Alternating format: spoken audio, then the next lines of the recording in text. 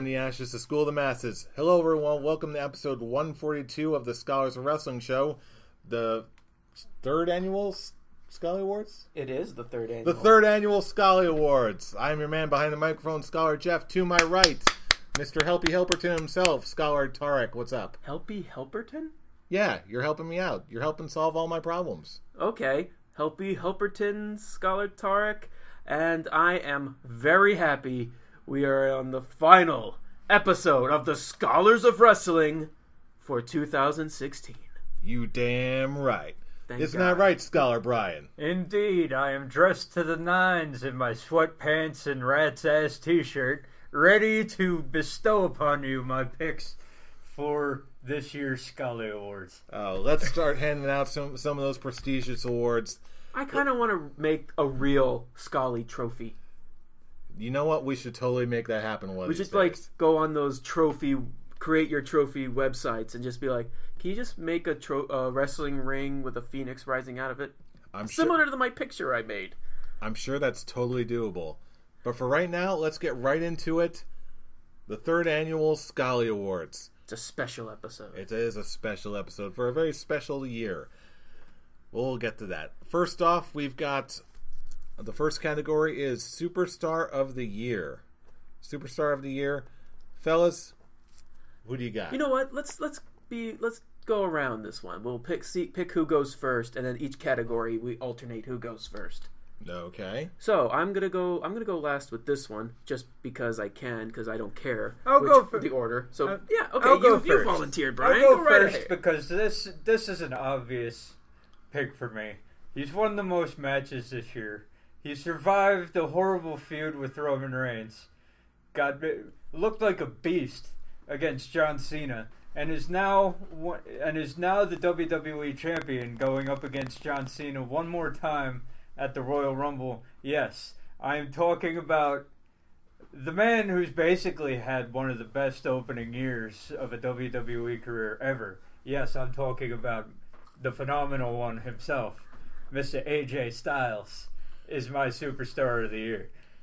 Yeah, honestly, I've got to second that. Just he's, again, all puns aside, he really has had a very phenomenal year. It's one of those, you thought he was done after he basically got buried by Roman Reigns in May.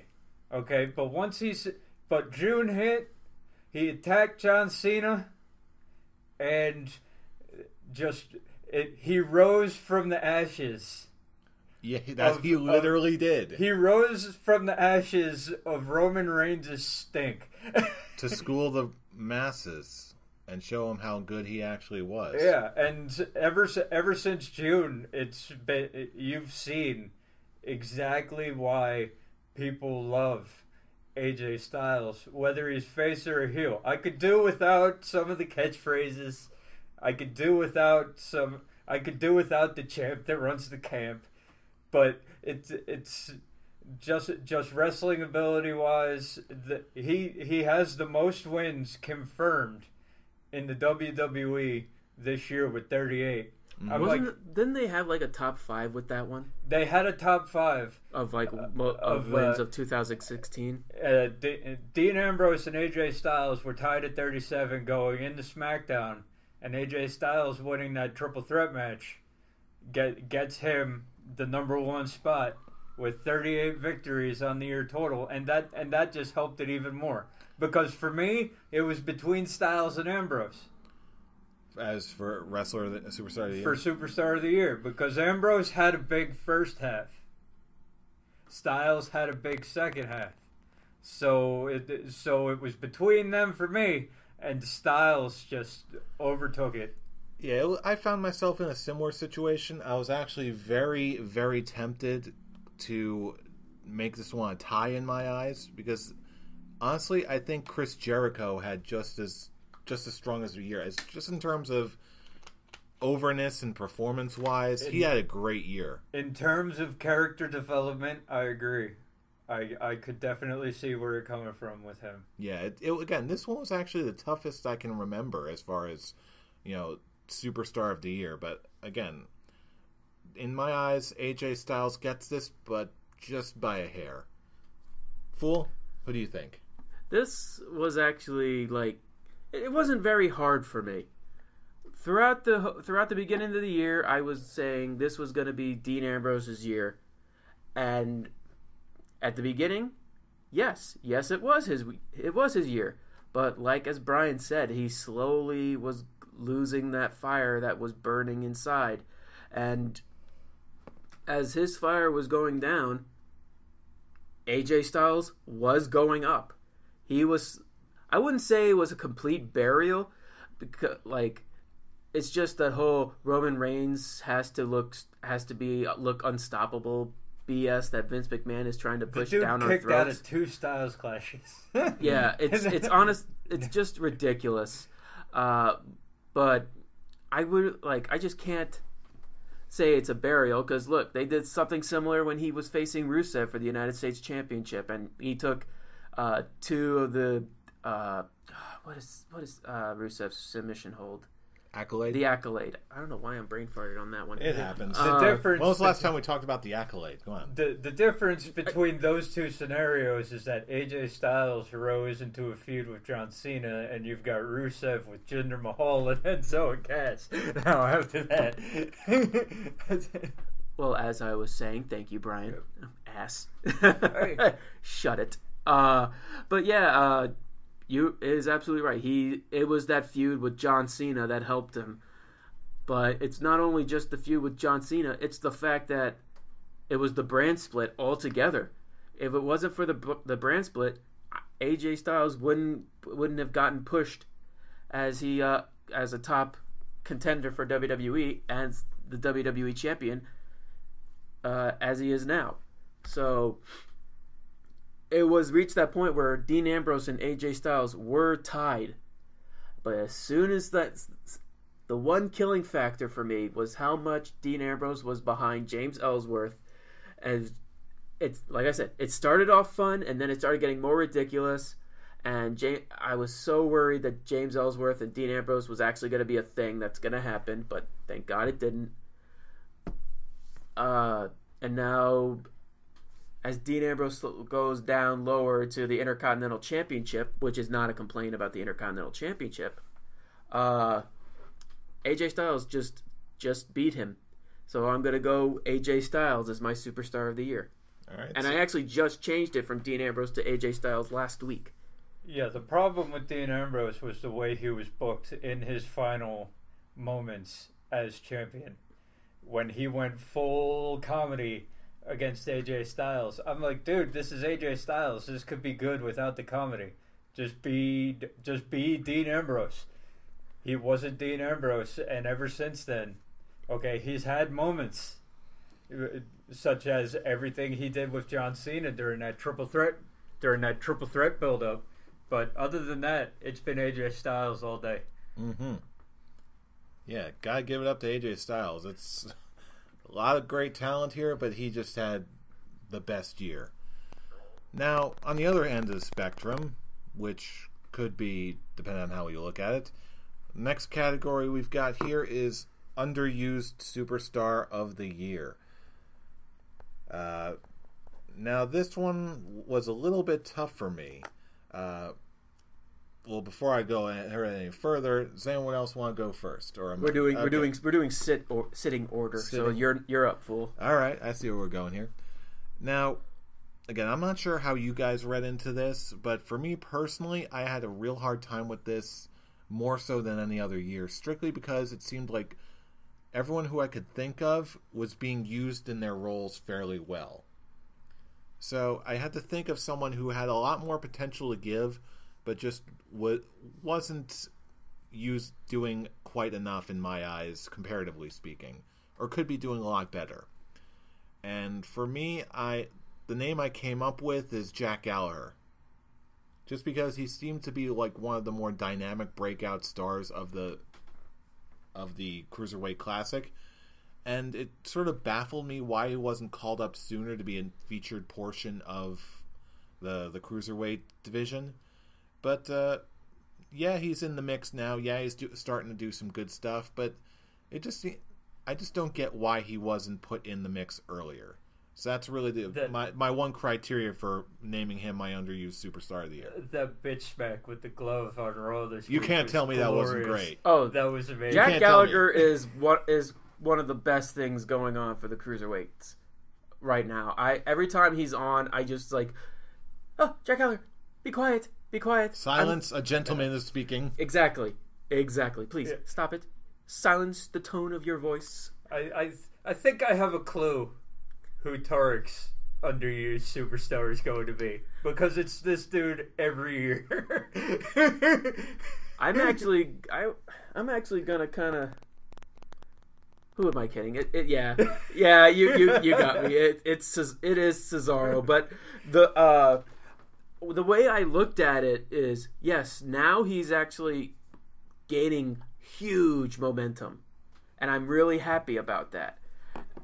And it's now at the point where I even talked to Jeff about this last week from the meme I saw, how it's the former established world heavyweight champion in Sheamus helping Cesaro gaining a big spotlight and showing his talents. But I'm also looking at the entire year, and all the big momentum that's been happening to him only has been happening for maybe 2-3 months out of 12 months. I can see that. So I was actually going to go with I was actually on the brink of putting it as a tie with him and Bray Wyatt. But I actually saw Bray, like, even though Bray was like put in not great positions, he was still with main eventers. Cesaro should be in that position as well. So I'm just by a slim, I'm going to just put Cesaro down. But if he keeps this momentum going, his 2017 is going to be looking fantastic. Bingo. And that's why I couldn't put mine as Cesaro. It was close, but I just couldn't do it. Brian, who do you got? Now, when I looked at this, okay, I went more with wrongly used instead of underused. And there is one tag team that has been wrongly used ever since they came in to the WWE. I think I know who you're talking about.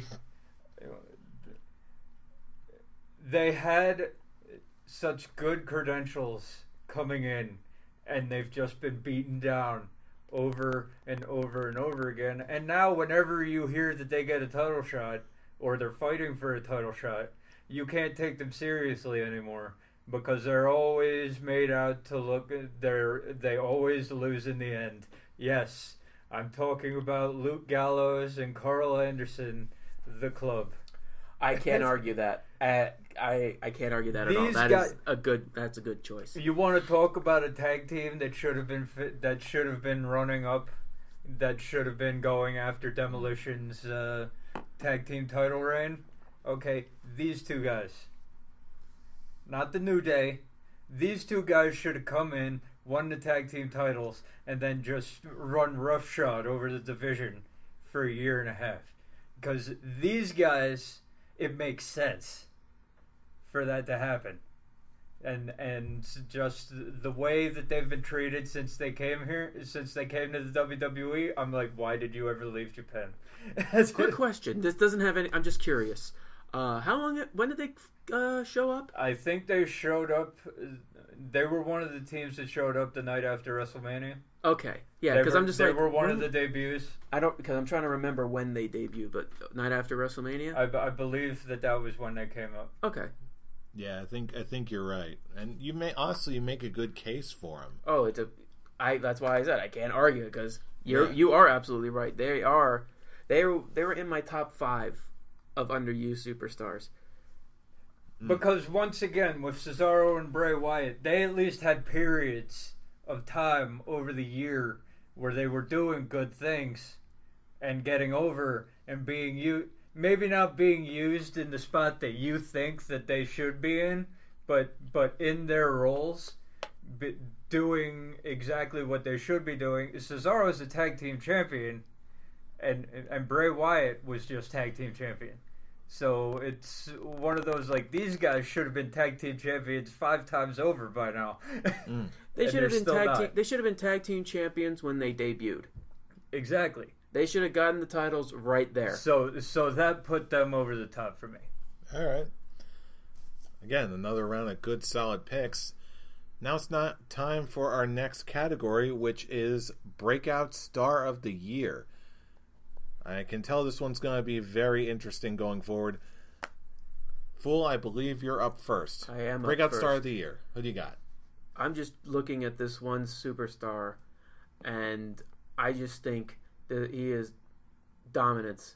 And another example of the brand split is perfect for him. And all I can say, And now the noise levels are in the red. who cares? It had to be done. Braun Strowman is Breakout Star of the Year. He is the perfect example on booking a monster heel. Or not even just a heel, a monster. That just from this past Raw alone was the final nail in the coffin. Like, yeah, he is definitely Breakout Star of the Year. He showed up in a tag team match of the Shining Stars versus Darren Young and Bo Dallas. Interesting team, by the way. I know it's because of the whole thing that Enzo had to do last week. But he showed up and he destroyed everyone in his path. And that one chair shot that, what was it? Was it Primo that hit him with the chair? Didn't even flinch. I'm like, this is just how you book a monster, just nothing but destruction. And the fact that he's the first person to basically call out the stupidity of just getting thrown into squash matches. It's like, what is this nonsense? Let me have some real competition or else. And he's showing what exactly or else is by taking everything down in his path. And I'm him versus Sami Zayn, the last man standing match coming for the new year. I am looking forward to that. That is going to be fun. Braun is just, and plus, who else can German suplex a giant Christmas tree and make it look awesome? I know. Spotlight! And who else can dress up as Wonder Woman and get away with being a monster? And Someone bigger than me. Seriously. And who else can sing Sasha Banks' theme song? With Bray Wyatt? Yeah. Oh, man. Braun is just, I can't wait to see what they do with him. I hope they give him some sort of title this year. He is just amazing. Like I said, once they have a Braun Strowman shirt, I am buying it. And just the response the Chicago crowd gave him after he took everyone out with the thank you Strowman, and they're just, every time he roars, they roar with him. I was like, this guy is so over. I love it. I'm going to make a bold prediction right now. I predict he's going to get a world title by the end of 2017. If he keeps going at the rate he's been going. They're already talking about Roman Reigns versus Strowman for WrestleMania. Oh. So. Well, they're also talking about Roman Reigns versus The Undertaker at WrestleMania. Only if the John Cena. Mm-hmm. It's going to be Cena Taker. It's just a question of, yeah. Yeah. We're getting ahead of ourselves now. Yeah. Too much Braun Strowman love. Now I'm going to go to the opposite show. Another big man. I know exactly who you're going with. Who when we first started this show, was so green, he didn't know how to take he didn't know to stand at the top of the ramp after he wins a match. Okay? Remember the crap that we used to talk about Baron Corbin. And now he's hanging. He's actually one of the best parts of a match with Dolph Ziggler and AJ Styles. Except that he did miss that breakup. Ooh. Everybody gets one. Everybody gets one. And it's like, this is a guy who 2 years ago we were saying shouldn't even be on NXT TV. I never said that. I don't recall saying that either. I think that was You did. I did. You did. I Okay. honestly did not. If I you didn't say say so. that. I know for a fact I didn't say that. I I said don't- I liked the idea of Baron Corbin. Even the NXT days, I actually liked the idea. I just said he still needs work at that time. But I'm not saying he was a terrible. I actually wasn't on him as much as I know you were. And this is this is also another good outcome of the brand split. Okay, because Baron Corbin goes nowhere if it's just Raw and if there's no brand split. Now, okay, he's getting you would have never thought. Okay, I didn't think a feud with Kalisto would do anything for Baron Corbin. I didn't think so when it first started, and now then he goes into a chairs match at TLC, and it's one of the best. Pretty darn good. It's pretty darn good, and now he's getting title shots again, and putting on 4.5 star matches on SmackDown with AJ Styles and Dolph Ziggler. This man can hang, and I'm going to make another bold prediction that I don't know if he wins. Okay, but expect title feuds for Baron Corbin throughout 2017. I see him getting the Intercontinental Championship. I was just about to say that. Yeah, I can see that easy. He'll whoever the next face is that's gonna beat the Miz for the Intercontinental Championship. Baron Corbin's going after him. I can see Ambrose versus Corbin. That can be a good one. Crazy versus Lunatic Fringe versus what do they call Baron Corbin? Lone Wolf. The man who is absolutely crazy versus the man who just does not give a shit. Pretty much.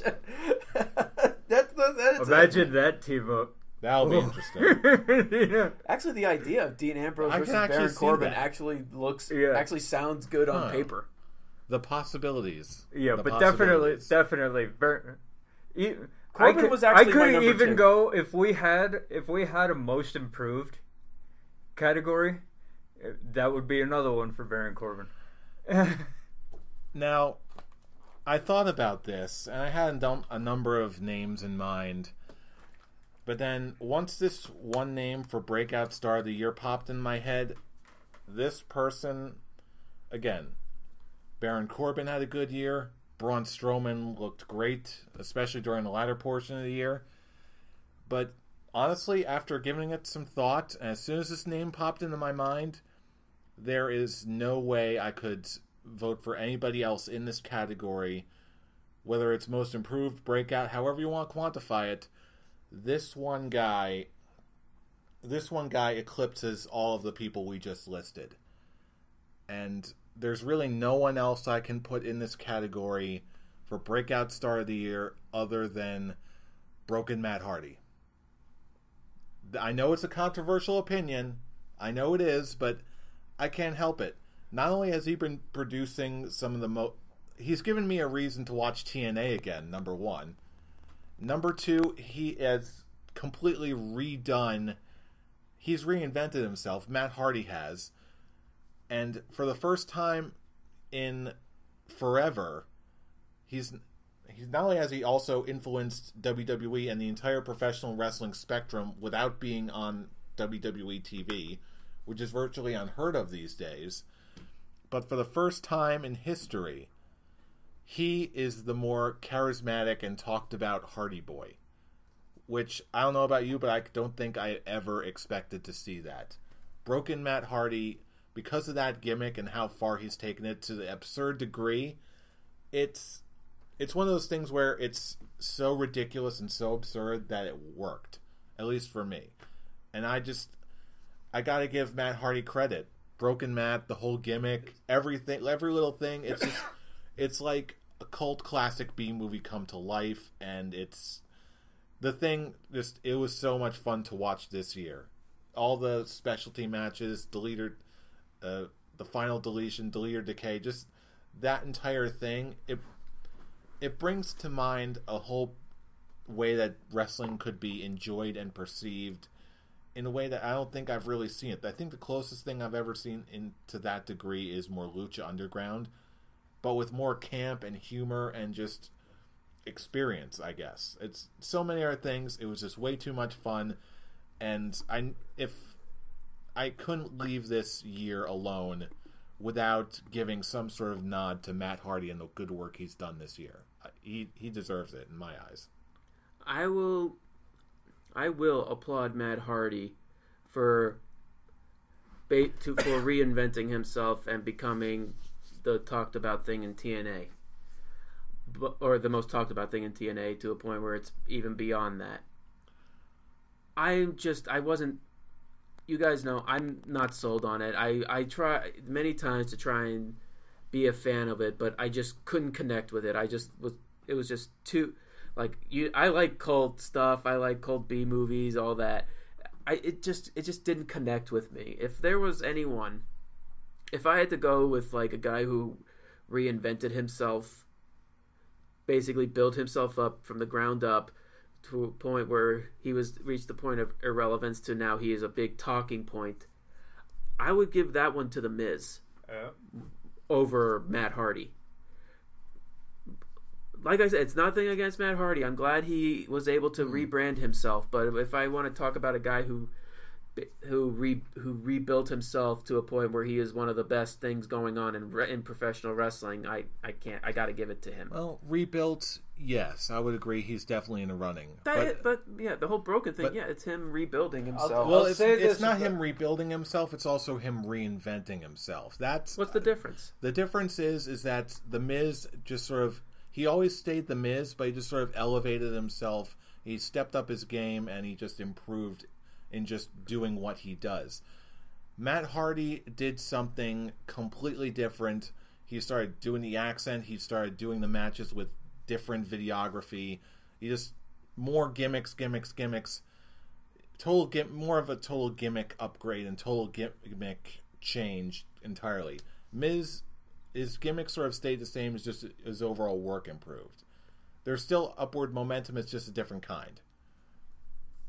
But I definitely see what you're saying in terms of just the improvement. I know Broken Matt wasn't for everybody. I'll say this about Matt Hardy: Broken Matt wasn't for me, same as with Tarek.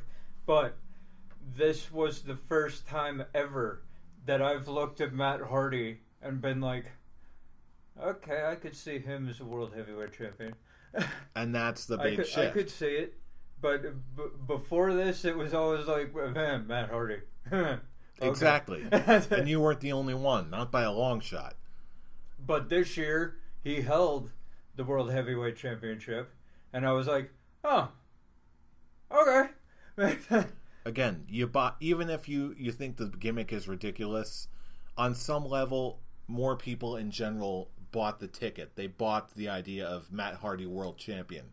Whereas most of his career, you would have just laughed that off. And it was the one thing, legitimately, that made anybody want to even think about turning the channel to watch TNA at any point this year. So, gotta give him ups for that. Mm-hmm. So. And there it is. Moving on, next award category, we've got Tag Team of the Year. Tag Team of the Year. All right. Back to you, Brian. Brian, who do you got?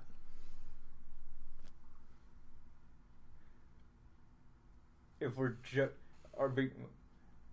how are we doing this? Are we doing this? If we're doing everything combined, then it's going to be. I just did whatever I could recall because there was a lot of wrestling this year, especially this year. I got to give it to the Revival. NXT. Mm-hmm. They're the most consistent, amazing wrestling in NXT was the Revival. Okay, they were tag team champions. What was it, twice? Mm-hmm. They were tag team champions twice. They had amazing feuds with American Alpha and DIY. Mm-hmm. Okay, which both turned out incredible takeover matches. Okay, and it was just, if I could be a plebeian and give it to the New Day, but on principle, just because of the amount of crap that I've talked about them since the middle of the summer. I'm not going to do that. Yes, they've had the longest tag team title reign in WWE history, but does that make them a great tag team? Better than the Revival with wrestling-wise? No. No. What I enjoyed the most was every tag team match that I enjoyed the most had a defining factor in it, and it was the Revival. That was it. Okay. Yeah, honestly, I'm gonna keep my thoughts very brief and just say the Revival too. They were easily my pick. Again, without at the risk of sounding like I'm repeating you, the New Day did come to mind, but only in terms of the length of their title run, not necessarily the quality. Because I know we've talked about it on this show plenty of times. There was a good chunk of time that the New Day were just kind of stale for a while. But meanwhile, the Revival just kept producing, great match after great match. And just, I became a bigger fan of them this year than I had any other tag team. My pick is the Revival as well. Fool, who do you got? I'm picking the Revival as well. Sweet. It is not. It is a sweep. When you think of tag team matches, that is just like you said, it's just been 5-star matches. All I can think of is Revival matches. Their final one with DIY. I watched that match 5 times after the the live run. I'm like, this match is just perfect storytelling, perfect wrestling, and that has just been the Revival throughout their title reign, their second title reign. Yeah, it really is a cheap shot to just go with the New Day, but it's not just because they're the longest reigning champs, but most of their matches were just terrible, and it started reach that point where it was repetitive. It was the same shit over and over again, where they look like they're about to lose, but then Xavier or whoever it is that's managing them does a distraction and they keep winning, or they win by disqualification, they lose by disqualification. I'm just like, okay, this is taking the fun of their title reign away, because they're basically pulling heel tactics to cheat their way to the top, and they are fun. And yes, they have gotten stale at points. And when it comes to the point when both Brian and I are just going, we don't even care anymore. We just want the New Day to lose because it's just getting ridiculous. That's just, you can't say, okay, I'm tired of seeing the New Day, but they are tag team of the year. I can't do that. It's just, that's just basically an idiotic thought. And the good thing about the Revival, okay, is there is no gimmick there. Exactly. It's just no two guys. Flips, just fists. It's just two guys going out, having a great match, and going away. And I enjoy that. I enjoy that a lot. And when every match and when every pay-per-view, and I don't even know if I would call takeovers pay-per-views. I would just call them major events.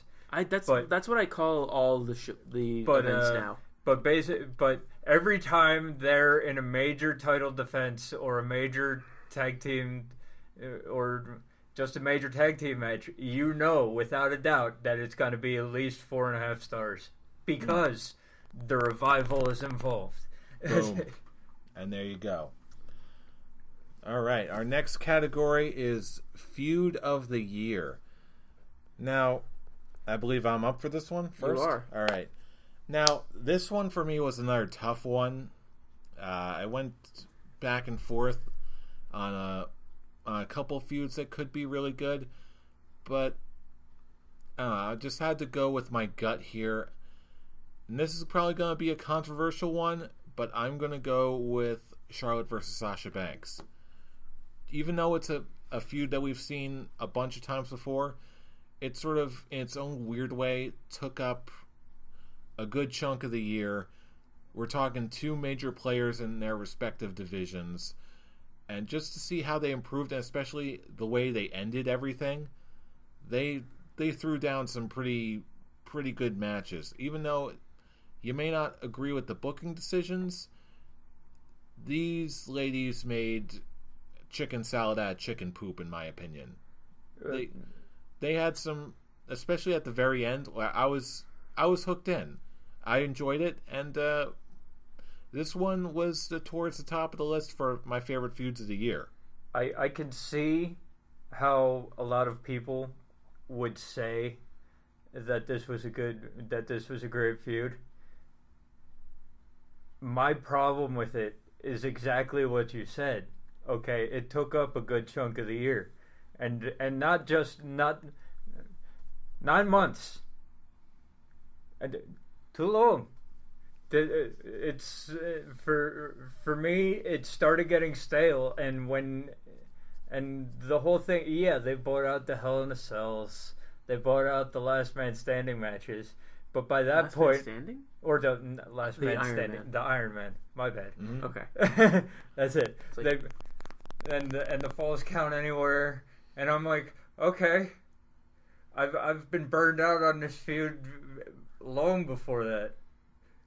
Ever since Charlotte got the title back at SummerSlam, I've been burned out. Because that was a good 6 months, and most of the time when a feud goes 6 months, it's like, okay, move on, please. Yeah. That's it. So again, the pacing didn't really faze me as much with injuries and blah blah blah. Again, this one was also a very difficult pick for me. That's why I'm really interested to see what you guys pick for this. Fool, what do you got? well, I wouldn't pick Sasha Banks versus Charlotte. I kind of figured none of you would. It's just the simple fact that because it was done in such a short time period, well, short by meaning like a good chunk of the year, but the fact that they've been having the same match over and over again, you start to see kind of a repetitive moment. Like I just feel like just because they're in different matches, I just barely saw enough. I didn't see anything new to them. And it's also, you knew what was going to happen most of the time. If it's a pay-per-view match, Charlotte's going to win. If it's a Raw match, Sasha's going to win. And you know what? I think that's why I got more out of this feud than a lot of other people did, because I didn't want to believe that they were booking it the way that they were booking it. I also wasn't a fan of the hot potatoing of the title. I understand all that. But again, there's a lot of ways this could have gone, and just from my own personal opinion, yeah, there's a lot that was imperfect with this thing, but really I was trying to think of any other major feud that nothing really... There was several that were as good as it, but nothing really like eclipsed it far, far beyond that. So, again, I just went with that. Fool, what's your pick? For me, it wasn't real. Like, there wasn't anything more recent at the end of the year that didn't catch anything. It was kind of more of what was going on in the first half of the year. And I'm gonna go. Actually, I think that's even in 2015. I think it was a part of.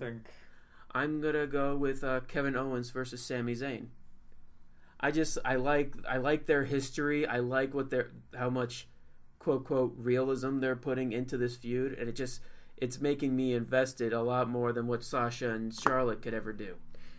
I considered that, but it also, to me, that didn't, like, I knew their history, I knew all of that, but in my eyes, I had trouble connecting with it personally. Like, it seemed like, okay, these guys fought. It just seems like they've been fighting forever, and then by the time they got up to the main roster, they didn't fight enough. Again, that's just how it landed for me. I know this is going to be very subjective to a lot of people, but I actually forgot it happened. I'll be honest with you. I know it's not over, and that's the one thing I like. I like that like things gives it a break. So because you've seen what they have, and you know they're capable of so much more. And I can't wait for them to get back in it. And I am invested of their history together and all that. And it's just I connected with that a lot more than I did with Sasha versus Charlotte. I know. I think everyone else did too. When it reached the point where it's just I'm done harshing on Charlotte and Sasha. It's going with Kevin Owens and Sami Zayn. I like both guys. I like the story they're building. I like how it's even reached the personal point with their families. And I can't wait for the time when they actually have to step foot in the ring against each other again. You know they're going to meet in the Rumble. They have to. Oh, of course. Brian, who do you got? My favorite thing to do: beat up John Cena. AJ Styles versus John Cena. Basically for the reasons that I brought up before. Okay, AJ Styles was down in the dumps. He had just been thoroughly beaten in his feud with Roman Reigns. Okay, at that point, a lot of people were writing him off. They were like, it was like the club. The way we're talking about the club now. People were talking about the WWE doesn't know how to use AJ Styles. They just brought him in to feed him the Roman Reigns and that kind of deal. And then he turned heel unexpectedly, really. Mm-hmm. And just beat the holy hell out of John Cena. And that became the mantra for the 3-month duration of the feud at the time. Technically, the feud's still going. They've just had pause. They've just had breaks for John Cena to do his TV thing. But technically, the feud never ended. But this actually made AJ Styles look like an equal and maybe better competitor than John Cena.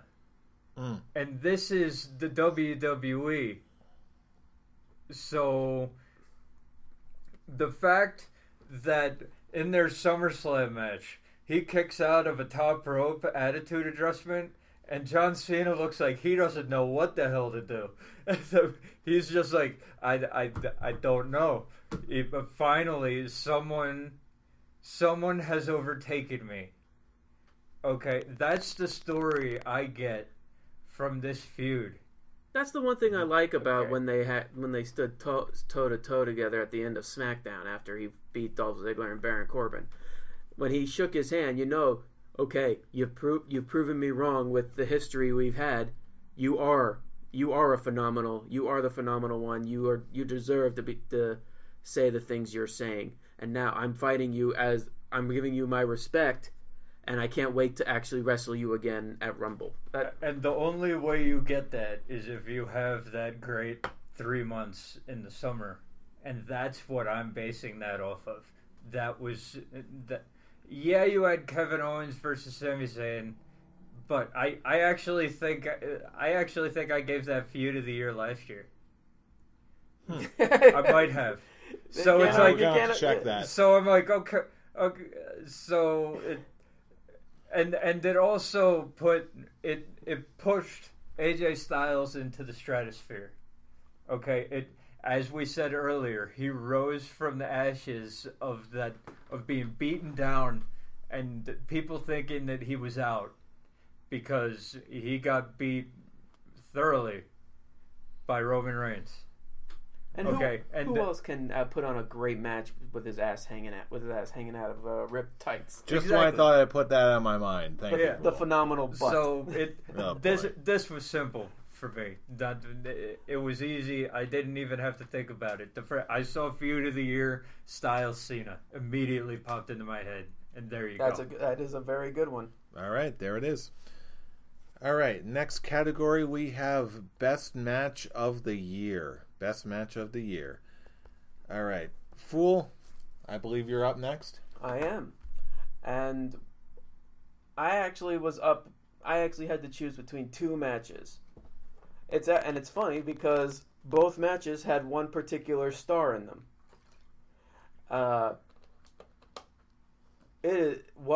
One was in NXT, one was on the main roster. But being me and how much I am such a fan, I'm going to have to go.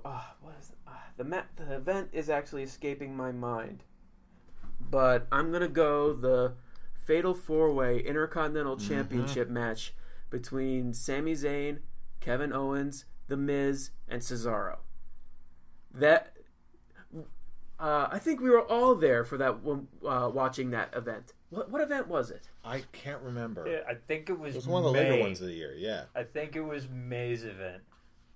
It's just escaping. It's Extreme escaping. Rules. Was it Extreme Rules? Was it? it might have been Extreme Rules.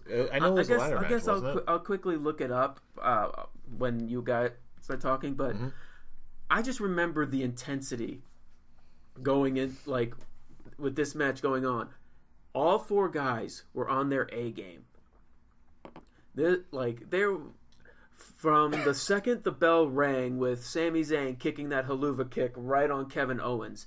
You knew like this match is going to be just off the wall insane. The second match was going to be Shinsuke Nakamura versus Sami Zayn at Takeover Dallas. But yeah, both had Sami Zayn in it. But that match shows what the Intercontinental Championship is all about. These top four guys fighting for one of the most prestigious belts. And you guys know how I am being an Intercontinental Championship fan. I just had to go with that one. This made me like I was in love with every second of this one. And even so, actually in that match I didn't care who won because I loved all four guys. It was, in my opinion, a perfect match, hands down. I'm going with that match. Now I'm gonna look it up. This came down to 3 matches for me, and either one could have any of these could have taken it at either time, but one just edged out the other two because of the emotion and the storytelling behind it, and so. The second runner-up is Kevin Owens versus Sami Zayn at Battleground. That was the one where Sami Zayn hit him with 2 haluva kicks to win the match. Hit him with exploder suplexes. It was the best match on the main roster this year for me, easily. Overtook everything. Okay, then we spoke earlier about this when we were talking about tag team of the year.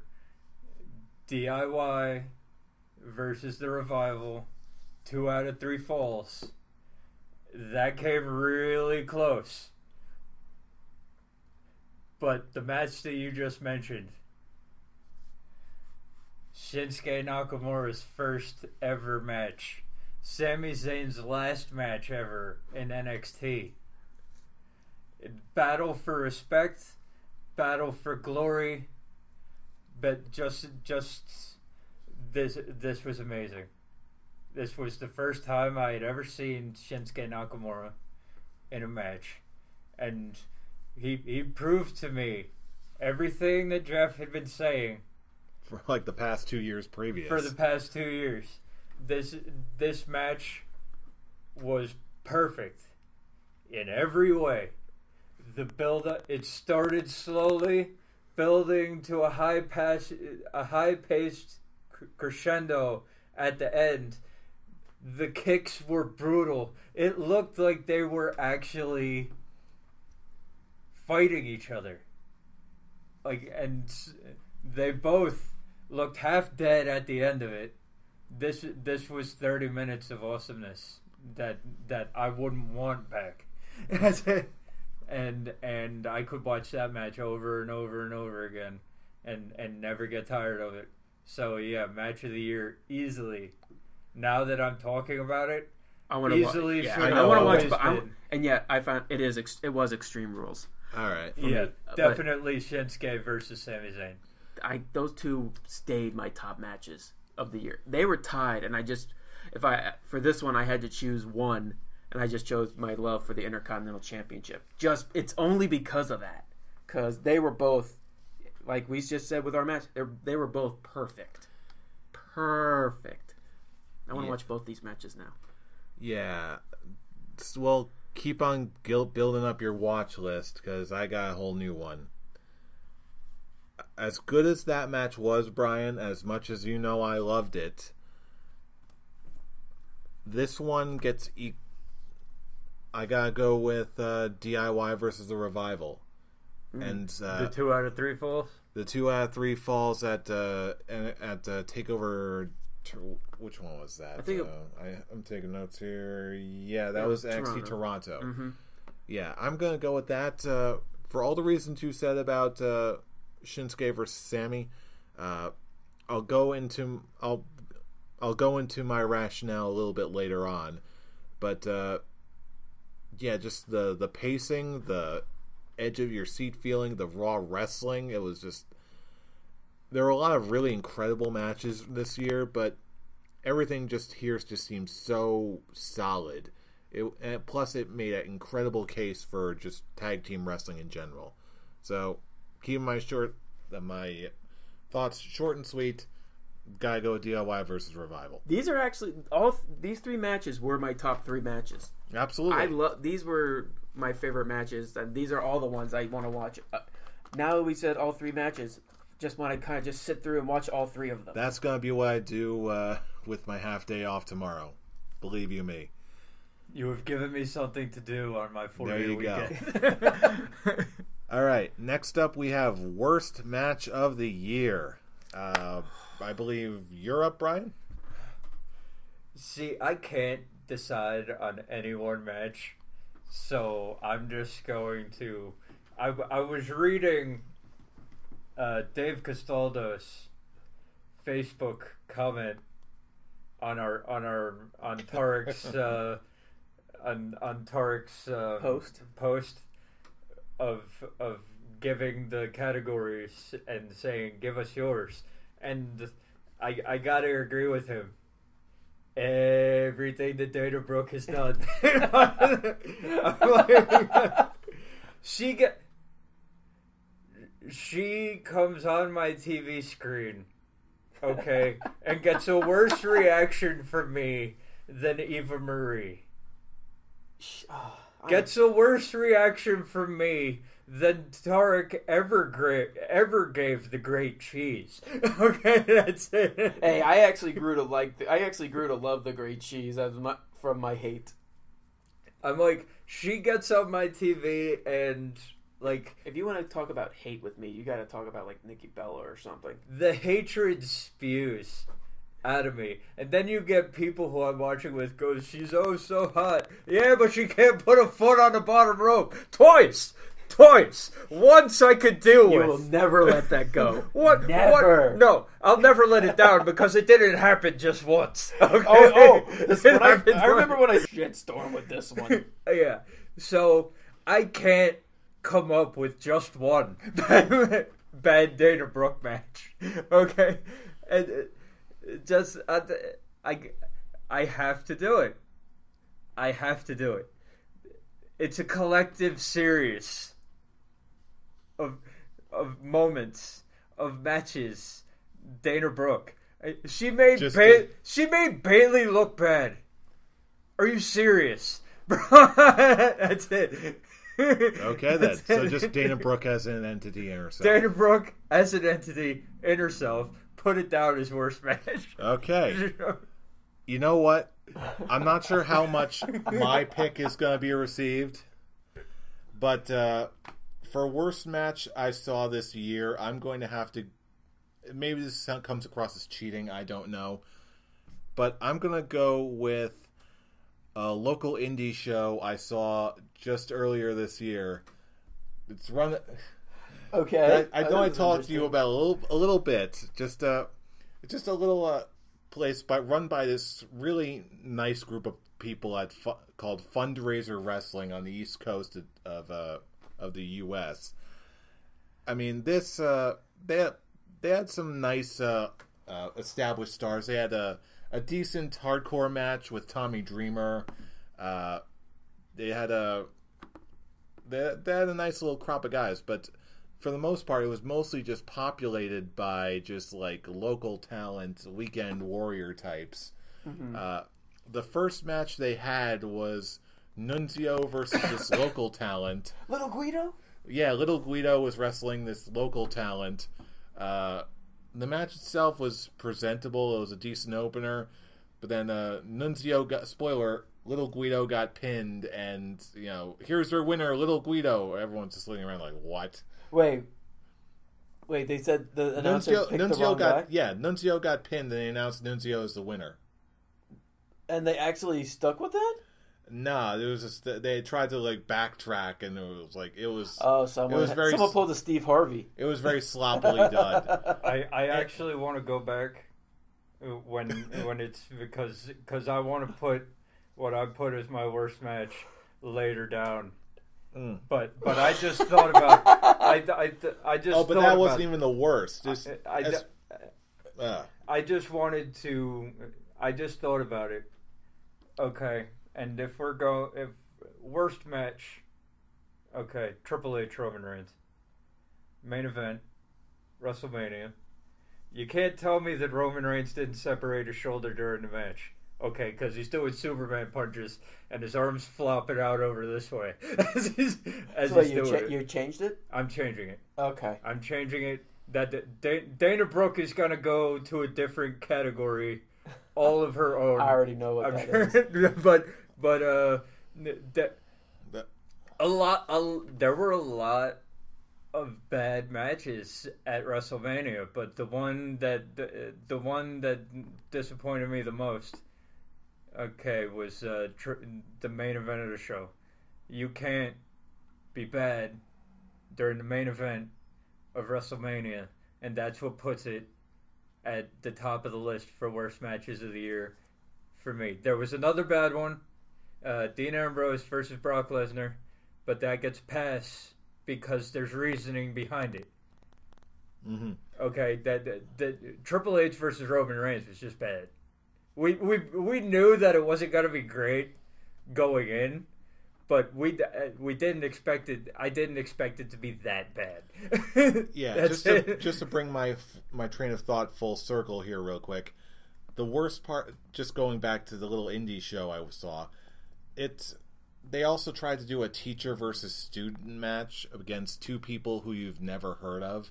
One guy looked like a short member of ZZ Top, and he wrestled like it. And it was just, the other guy was, again, another local talent weekend warrior type, where the other guy just wrestled like everyone in the crowd knew who he was already, and no one had any idea who he was. The guy was, was not in shape. It just seemed very, very sloppy. What made you want to go to this show? Because my loving girlfriend got me tickets. Fair enough. Okay. Hey, here's this local wrestling. And again, to be fair to the people of Fundraiser Wrestling, it wasn't all bad. They had guys who definitely knew what they were doing. Again, Tommy Dreamer and the guy he wrestled were very, very good. They had Del Wilkes, the Patriot, there. Obviously very solid. Otherwise a very good night of wrestling. I don't want to knock these guys. They do a great service. They raised a whole bunch of money. I forget how much they raised for the Veterans Association. I think it was for Memorial Day or something. Mm-hmm. Again, otherwise it was just, it's the kind of qualities you get out of a more amateur production. Obviously, you're not going to have the veterans. You're not going to have the super polished guys of WWE caliber. You're just not going to get that. But that one was just it was the teacher versus student match at Fundraiser Wrestling in New Jersey. That's my pick, just because of it was just executed very horribly. A good concept, just done totally, totally wrong. That being said, Fool, who's your pick? Excuse me. When I look back on all the worst matches of this year, the one that got under my skin the most is the one that was supposed to represent the event of legends, the event of immortals, the event of WrestleMania, and that is the main event, Roman Reigns versus Triple H. It was a match nobody wanted to see. Everybody when you knew that match was going to close the show and that it was going to be the match that was going to be booed out of the building, it's just very disappointing that WWE just didn't care about the audience. We were all saying we don't want it, and they're just like Too bad. You're gonna get it. And it was just a piss poor match. I was very disappointed. It killed my mood. Well, the whole event killed my mood. But this was just the one nail in the coffin. As soon as I even remember not watching it live. I was like, that's it. I don't want to watch this match. We knew what the result was going to be. Months before the match was even announced. We knew it was going to happen. We knew the result, and we didn't want it. But WWE didn't care, and they brought it anyway. And it was just a terrible ending for a very terrible show. Triple H versus Roman Reigns, WrestleMania. Hopefully they'll make it up this year.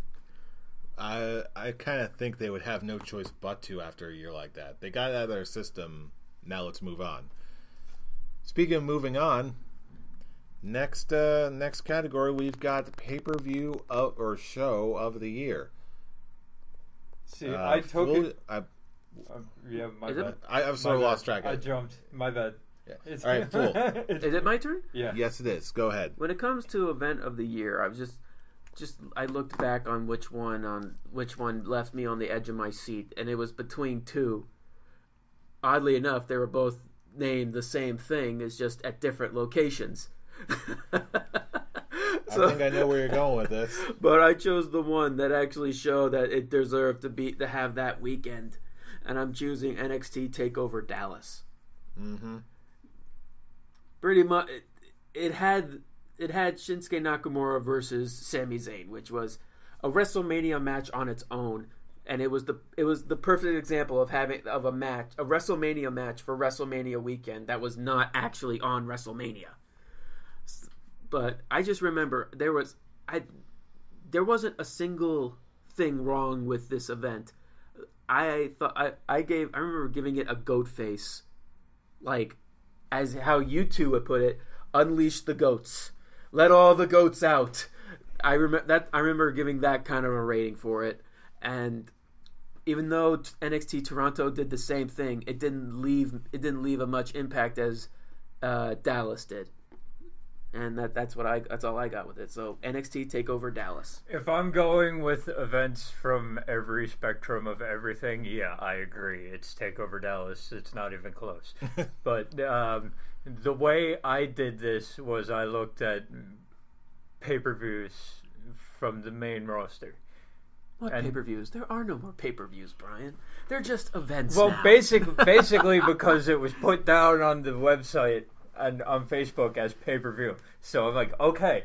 Okay, I'm sorry. Jeez.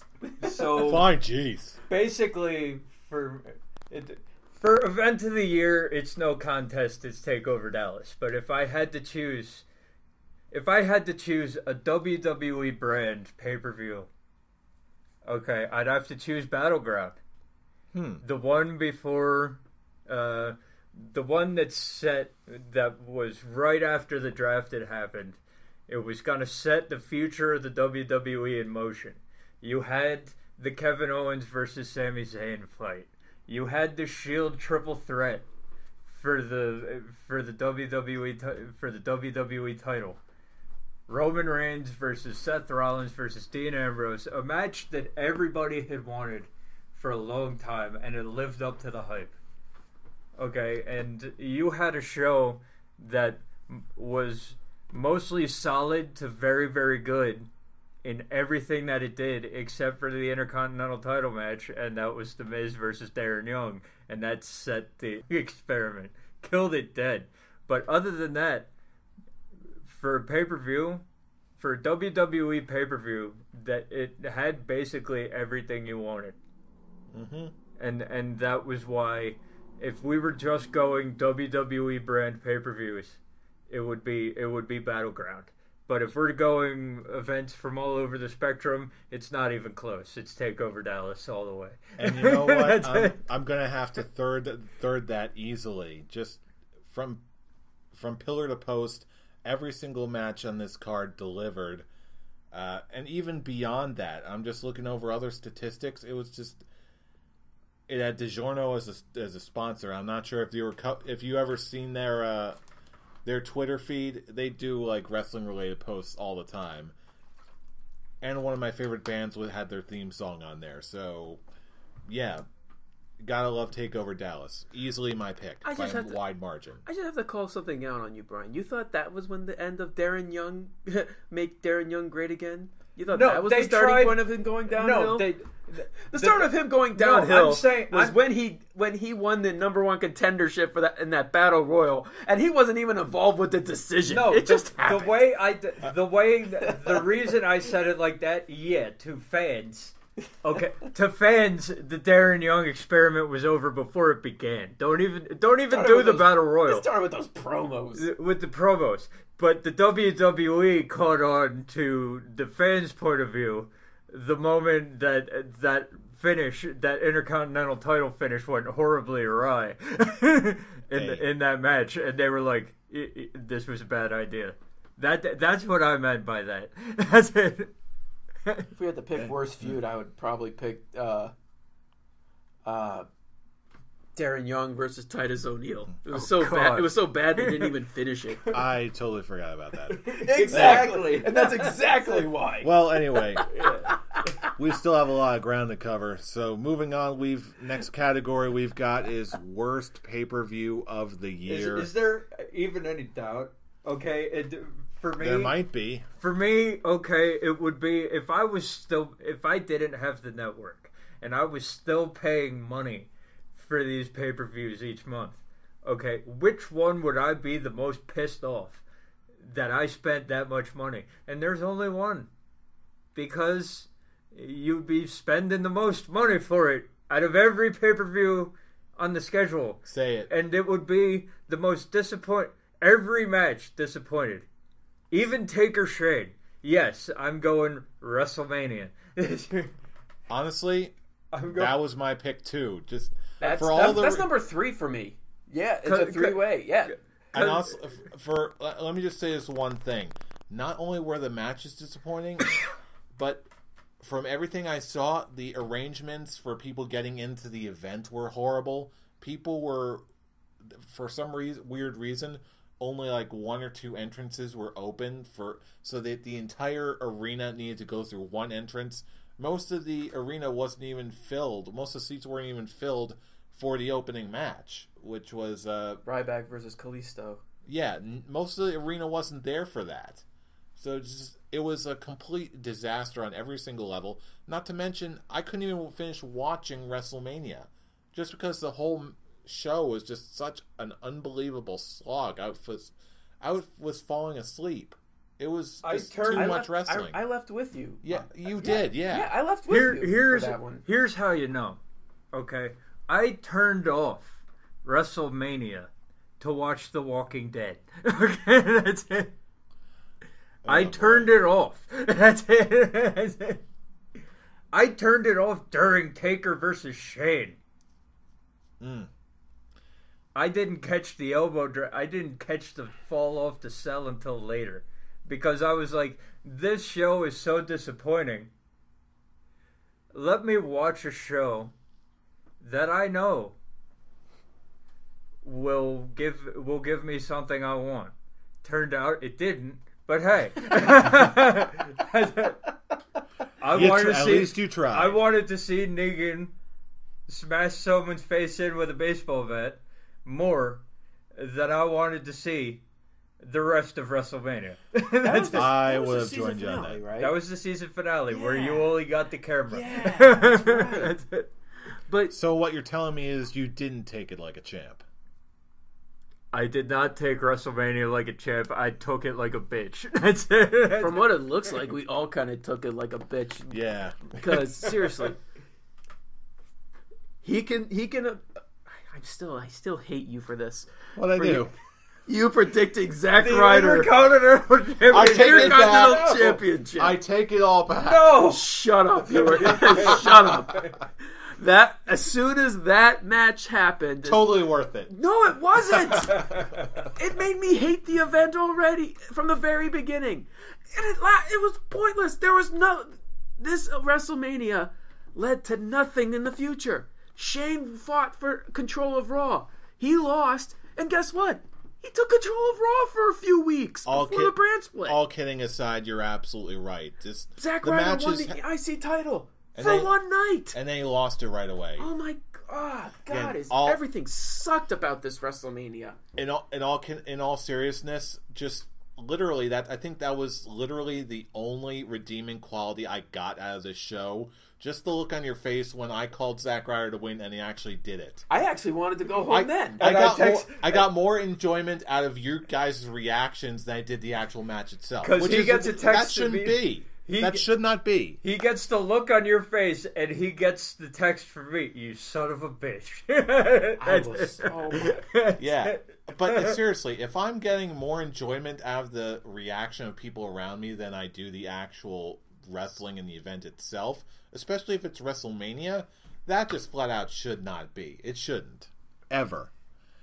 So, Jesus. I think we can at least all agree on that one. I hate you for that. I really do. Love you. God damn you. Anyway, moving on. Christ.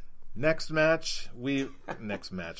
category, we've got Women's Wrestler of the Year. I could tell you who it's not gonna be. Dana Brooke. No. Brian, no. Why would you pick Dana Brooke? Honestly, I had to go back and forth. She's your favorite woman, isn't she?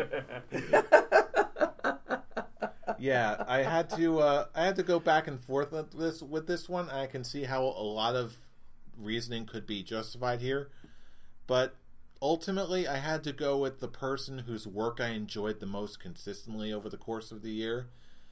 And this is going to be a little unexpected, but I'm going to go with Becky Lynch. Not only did I enjoy her matches, but it seemed like she was also getting more improved and more consistent over time, capped off by her much-deserved title win.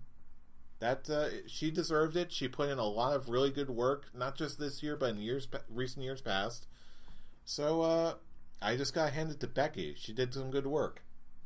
Fool, what do you got? I'm gonna go with my girl Charlotte. That was my second pick. She was a close second. She now has the new undefeated streak that Vince McMahon is obsessing over. Plus, we actually got to see her progress as the kind of mediocre-esque kind of heel to being one of the top heels of Raw.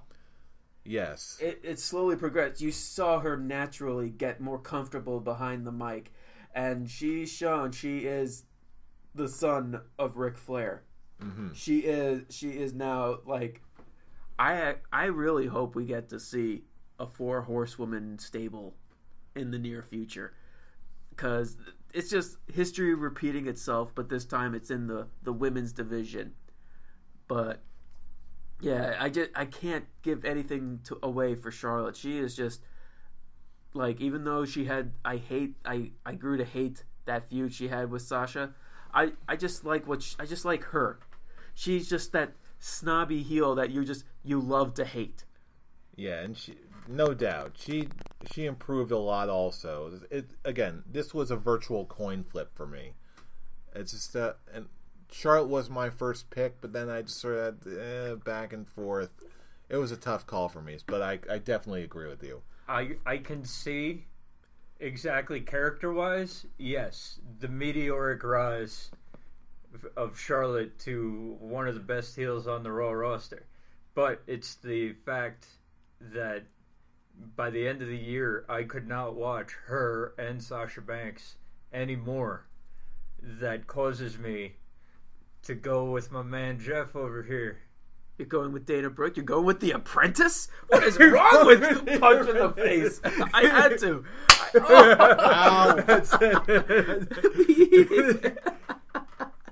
I'm going with Becky Lynch because you wouldn't have thought that I think she's the most over face in the women's division on any show. And at the beginning of the year, it was obviously Sasha Banks who was the most over as a face in the women's division. I don't think that is anymore. I don't think that is anymore. I don't, and Becky Lynch has consistently entertained me. And no, it's not because I explode every time she walks on the screen. But it's not. The waifu factor cannot be reduced. Keep your climax away from me. Yeah, it's not a Oh, bias shut up. at all. Don't go there. It's not a bias at all. She constantly entertains me when she's in the ring. Okay, she's brought Alexa Bliss along with her to new heights. Mm-hmm. Okay, Definitely. I agree. Everyone she steps into the ring with, she makes better by default. That's it. So, yeah, it was once again, as everyone said, it was between Becky Lynch and Charlotte, but I can't, in good conscience, give it to Charlotte. When during the last of this year, I was like, I can't stand this feud. Get it off my TV. That's it. Speaking of feuds, another fact to note is that Becky is actually responsible for one of the more enjoyable feuds that I've been watching over the past couple months. With her and Alexa Bliss? No, I'm talking, of course, about Becky Lynch versus the can of pineapples. Yes. Oh my god. It was a 20-minute classic. Her versus the can of pineapples. What a slobber knocker that was. If I had to choose of number 2, it would be a toss up between Becky Lynch and Bayley. She may not have had the most matches or the most memorable matches, but she actually is she's reached that point where she is just it's very special when she finally joined the main roster. But I'm sticking with my girl Charlotte, and it would be a toss up between Becky Lynch and Bayley. I would just have to flip a coin with that one. Big time. All right. Next. We're on the final two. Next category, we've got the worst moment of the year. AKA the need for clear liquid. The need for clear liquid. Who are we on right now? Is it my pick? No, it's your pick. Is it my pick? It's your pick. Yeah, I did women's wrestler. Yeah, you're up. Okay, I actually got to go back to my list on this one. Even though I know what it is. Too many factoids. You may just call this one a cop out, just because for the show's sake. But for me, I you know what, this may be a cop out, but you know what, I don't care. It still bugs me. The release of Damian Sandow in WWE. That's worthy. Was that this year? Was it? Yeah, it was this year. Okay. And it's just so disappointing. The potential he could have had with the brand split. And he got released maybe a month or two beforehand. And he was actually reaching that point. He was starting to show up on TV again. But it's okay, now we got to cut some of the fat.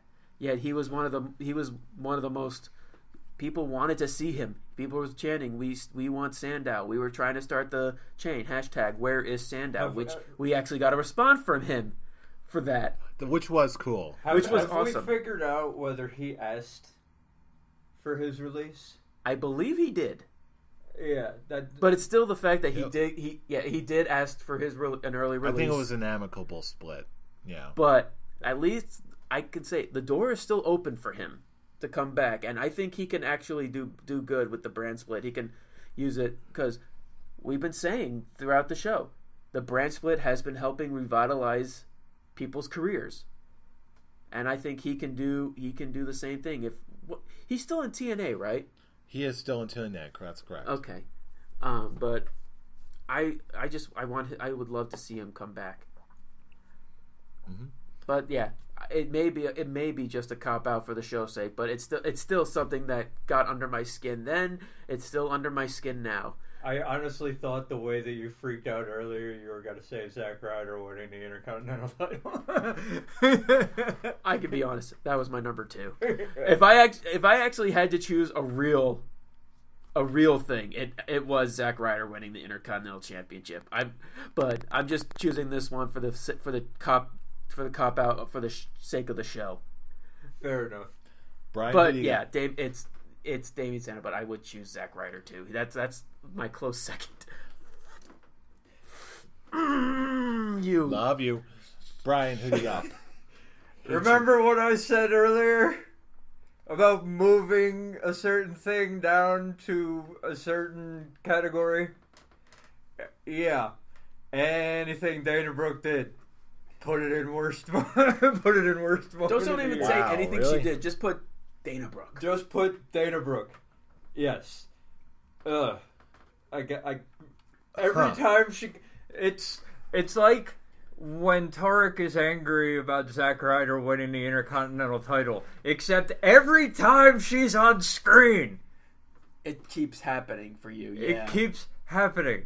So she's a worse Bocce McBotcherson than Sin Cara. you can't. I can't. You can't. I can't argue that. Every time she steps in the ring, she fucks up something. Yes, I have to curse. It's that bad. That's it. If you could see his face right now, he is slowly getting red in those cheeks. And that's why I'm And it's not because he's keeping it. drunk. I'm keeping it simple, stupid. I need clear liquid every time she gets on the screen, and it's the real stuff. Not the... All right.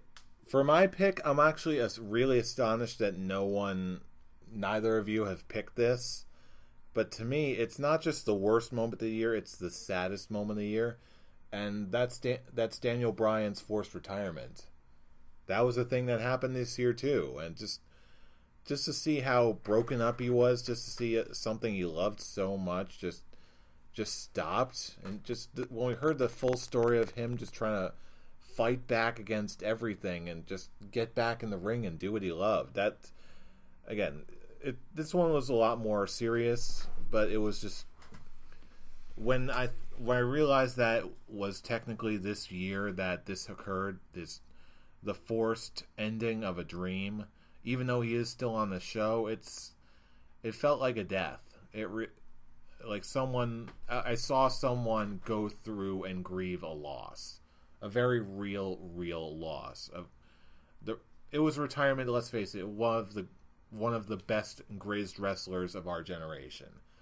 So I got to go with that as being the worst moment. I'll say why this didn't really hit with me, and it's not because of the strife that has been between us since the show started. I didn't even think about that. Daniel Bryan. I honestly never considered that. The whole thing with me is that I had an 11-month time period to prepare for it. It wasn't like Edge's where it came out of nowhere. I can see that. And I had 11 months to deal with the fact that we're probably not seeing Daniel Bryan, at least on WWE screens, wrestling ever again. Because he had been out since WrestleMania. The preceding year, with the concussions after the headbutts and the dumbass move of putting him in a ladder match immediately after coming back from neck surgery. Yeah, you're smart. WWE. And Daniel Bryan's smart for accepting it. Yeah. So it's the reason why it didn't really hit as hard for me as it might have for other people is I had 11 months to come to terms with the fact that, hey, he's probably not going to be wrestling on my television screen anymore. Mm-hmm. And you know what? That's totally fair, but it's understandable why yeah. it's understandable why you doubt. picked it. Yeah. But what I was just looking at it is just the fact that it's something that made me angry more than sad. Yeah. Although, yeah, it's not. I don't blame your choice at all. I'm completely understandable. And that brings us to our last category of the evening and of the year. We've got the best moment of the year, AKA the You're Welcome Award. Brian, take us home. Your saddest moment was someone leaving. My You're Welcome moment is someone returning who I never thought would ever step back in a wrestling ring, let alone a WWE ring. I know where he's going with this. Goldberg coming back and cutting the best promos he's ever cut. he's been on his game since he came back, and the moment that theme music hit, I was a little boy again. Mm-hmm. And that I was there with you. And it's a no-brainer. The only thing that I could have put up with it was the moment Dean Ambrose cashed in that Money in the Bank and became champion. We've been waiting for it for so long, and it finally came true. But it easily gets trumped by the return of one of the greatest superstars of the golden age, of the Attitude Era, WCW style. Okay, the return of one of my heroes growing up, definitely Goldberg. The moment the theme song hit, it was going to be my best moment. I'm right there with you.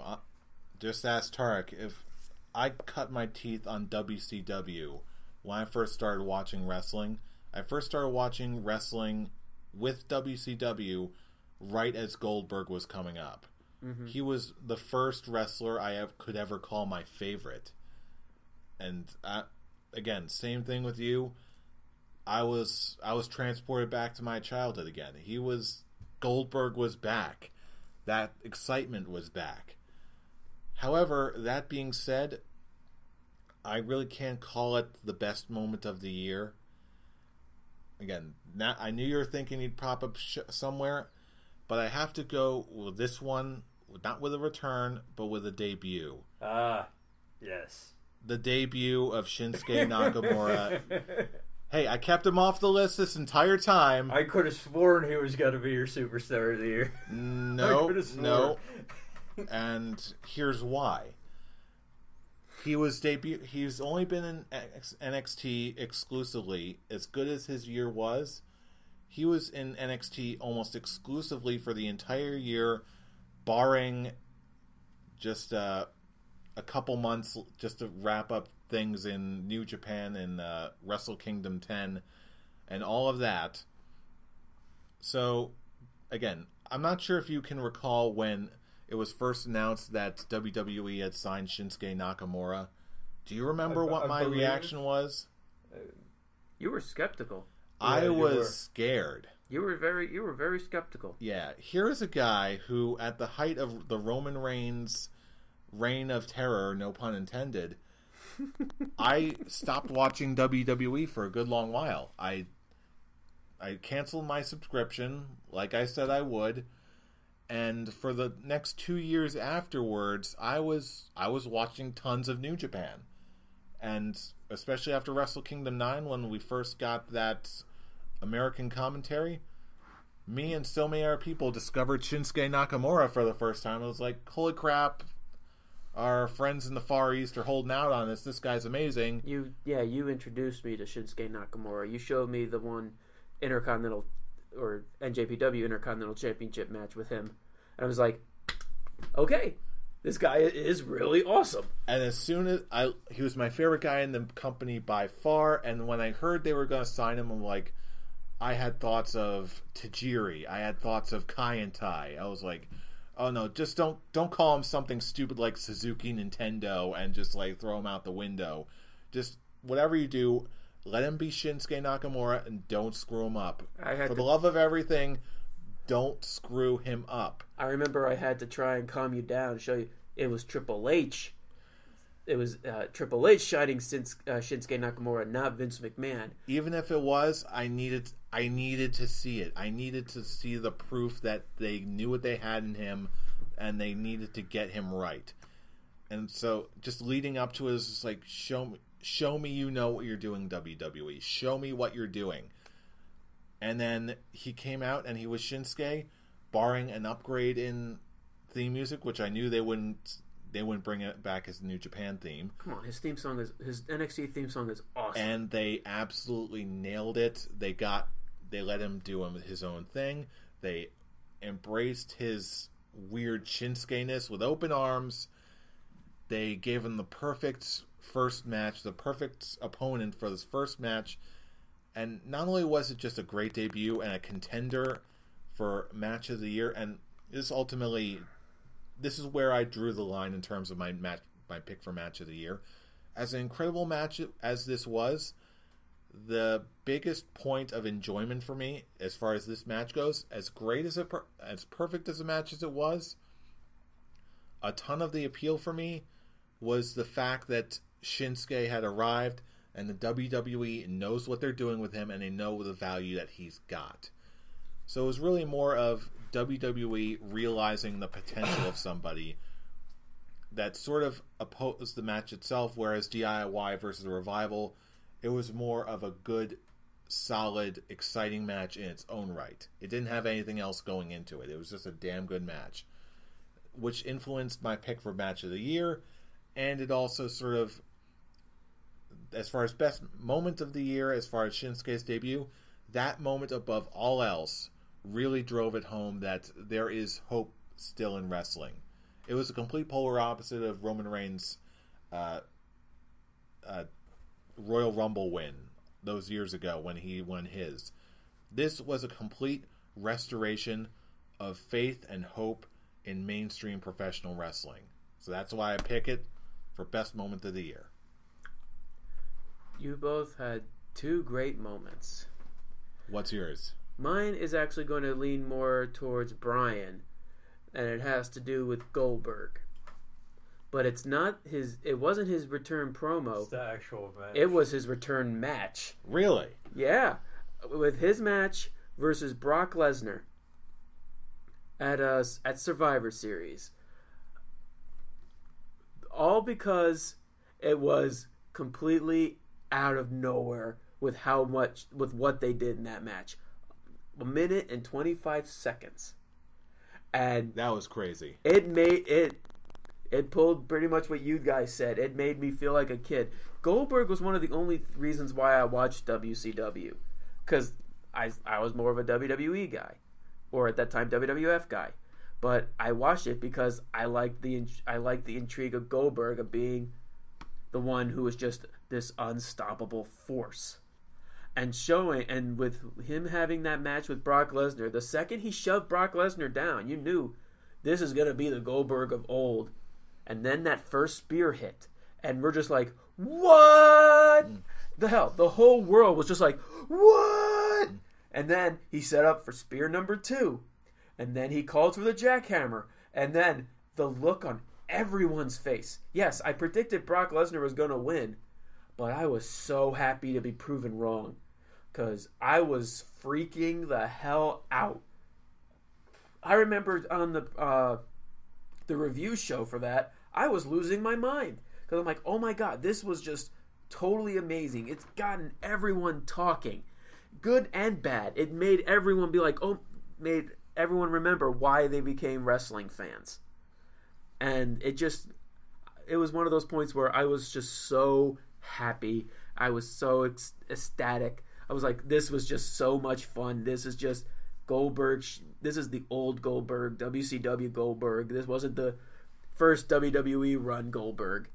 This was just him dominance. And it's just the fact that he took down Brock Lesnar so easily, with how much Brock Lesnar was building himself up, with beating the streak, destroying John Cena, destroying Randy Orton. Mm-hmm. And it was just like, oh my god, Goldberg it made me want to just keep going, Goldberg. I can't wait to see what they do in the Rumble. Oh, that's going to be so much fun. But yeah, yes, Goldberg's promos, both his debut one and his Royal Rumble announcement, was amazing. But it just showed that the man is it may have been just because he couldn't go a whole 10 minutes or whatnot, but I don't care. It was just so much fun. He looked amazing, and it just made me going, this is just so great. And that's why it took my moment. It took my my You're Welcome award. Mm-hmm. Goldberg versus Brock Lesnar, Survivor Series. Bingo. And it's just funny because that was actually the best of the big 4 pay-per-views this year. Definitely. Easily. It would be Royal Rumble did Survivor. put up a fight. It would be Survivor Series, Royal Rumble, SummerSlam, WrestleMania. Agreed. Well, I think that just about completes all of our picks for the Scholly Awards 2016. Mm-hmm. So now, of course, we always want to know what you all think. So, of course, leave us a comment in this video. Let us know what you think. Who is your favorite wrestler of the year? Favorite match? Worst match? Best moments? Let us all know in the comments below. Give us a like. Subscribe if you want to hear more every single week. All that good stuff. Follow us on Facebook, The Scholars of Wrestling Show. And, of course, for live commentary and all the latest episode uploads and commentaries, you can also follow us on Twitter. Our main page, at ScholarsOW. Fool, where can they reach you? You can find me at The Avataric. Brian? You can find me at Atomic Beanful. And you can follow me at I'm Robbie Rage, all one word, no hypothesis. No, I keep Oh, doing you that. killed it! Stop that! Just say all one word and end Apostrophe. with it. Apostrophe. God, I guess all one word. I'll just say I forgot to add all the predictions up this year, but don't worry, because now I have the scoreboards. I'm going to add up for next year's Scholly Awards. See who was the Scholar of the Year with the perfect predictions, or with the most predictions correct. Oh yeah. And we're going to start it with the Royal Rumble game. Oh yeah, and big time. And that's before we close out entirely. I just want to say how hyped I am for the next year. Like I said, in just a few short weeks, we've got the Royal Rumble game coming up. Probably by the end of the next week, we might have that up, so that we can all put in our predictions. We're gonna be. What else do we have cooking? We've got WrestleMania 30. This is 33, right, for WrestleMania? I believe so. Yeah, 33. Yeah, last year's 32. Hello. We got WrestleMania 33. They don't talk about the numbers anymore because Vince doesn't want WrestleMania to be old. Well, blah, blah, blah. He is old. He is old, yeah. Plus, Lord willing, we're also going to hit episode 200 in the next year. Oh, that's going to be fun. There's so much stuff to look forward to in the world of wrestling. And to just a quick shout out to everyone who's listened to the Scholars of Wrestling show over the past years. Thank you so much for your support. Thank you for making this a wonderful, exciting 2016. It's, again, you guys even noticed too, I'm just walking into this show very jazzed, very hyped. Just thinking about all the great wrestling and all the great moments we had over the past year. It wasn't a perfect year to be sure, but in terms of wrestling, there was so much to like. And I loved every second of it. I'll just say it was a good year for wrestling. Not everything else. Yeah, no. But you know Quick what? shout out to Carrie Fisher and her mom. Rest in peace, both of you. Yeah. Also to anyone who cares about George Michael, who passed away. And George Michael, yeah. Who passed away, ironically, on Christmas. That was another heartbreak Yeah. moment. Makes me hate 2016 even more. So you know what we ought to do? We need to kick off 2017 with a bang. And give 2016 the middle finger as we walk towards 2017. And right into the Royal Rumble. You know what? And we all love the Royal Rumble, whether it's bad or not. We need a Royal Rumble. As far as that, we're looking to the Rumble. You know who we are. We are the Scholars of Wrestling, and you have just been schooled. You're welcome. See you all in 2017, people. See you next year. Bye.